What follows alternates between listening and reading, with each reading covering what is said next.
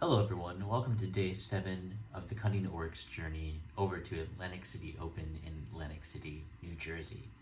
Day 7 on this vlog, and I wanted just to provide a quick update for day 7.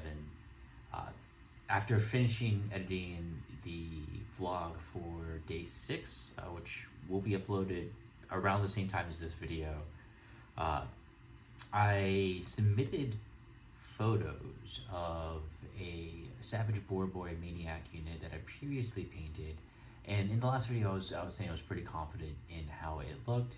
And while I do love the paint scheme, taking the photos was actually really helpful for me.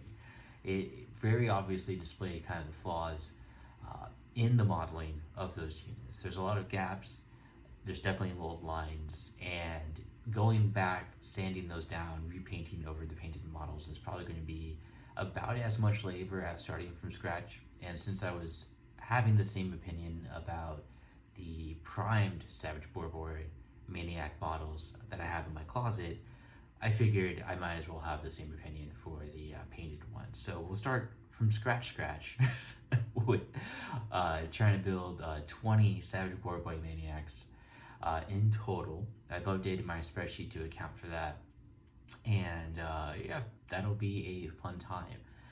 Speaking of gaps, I ordered some gap filler, and additionally I ordered some simple green in order to strip a Weirdnob, a Maniak Weirdnob that I had available.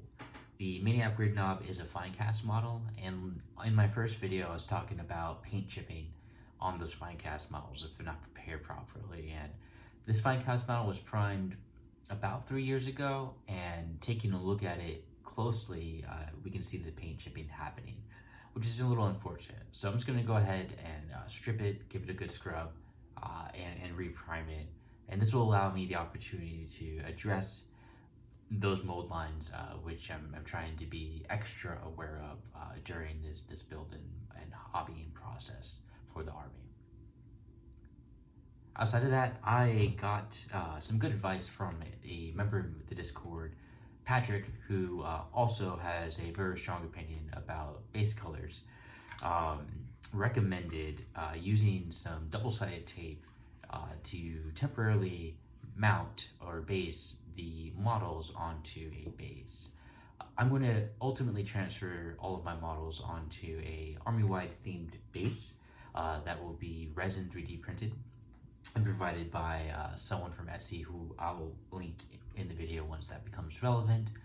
But I need something that's going to hold the model but not adhere too closely to it or threaten damage when removing the model afterwards. In the past, I've used sticky tack, and it's a good solution. However, sometimes it leads you to cover up areas that you're actually looking to paint. And that can be problematic as you're finishing up. You'll just have kind of exposed plastic and layers of paint kind of surrounding it as you remove the sticky tack. I know this because I did that with a unit of Palanite Enforcers for Necromunda campaign, and I had to retroactively touch up certain areas that were covered by the sticky tack, and I'm not too satisfied with that. So instead, I'm using mountain tape, Gorilla mounting tape, fairly cheap, like $8 on Amazon. It allows me to model a stick, and you can kind of see in the highlight of the light here, it allows me to stick the model onto the base fairly consistently. I'm like tugging gently and he's not coming off. But the cool thing is, when I do need to actually extract them, I can do so without damaging the model. I could put super glue onto the model, stick them on, take them off. But my fear there is, what if the bond, what if the bond is too strong and I end up breaking the model or snapping off a piece that's important? I'm trying to avoid that. I'm trying to be super delicate with this process to make sure I have a good result. So I'm trying to avoid super glue for this application.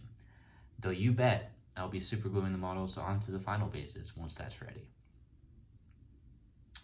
So we have 20 stabas for Grotz. built and put on temporary bases, ready for priming. Same thing for 20 Savage Orcs with Savage Digas, a primed Wurgog Prophet, a primed Wazgob Shaman, and I think it's time to get some base colors on that Wazgob finally. This has been the Kunnin Orruk for day 7 of the vlog journey to Atlantic City Open, and I'll catch you tomorrow on the 8th after we've got some base colors on Wazgob finally.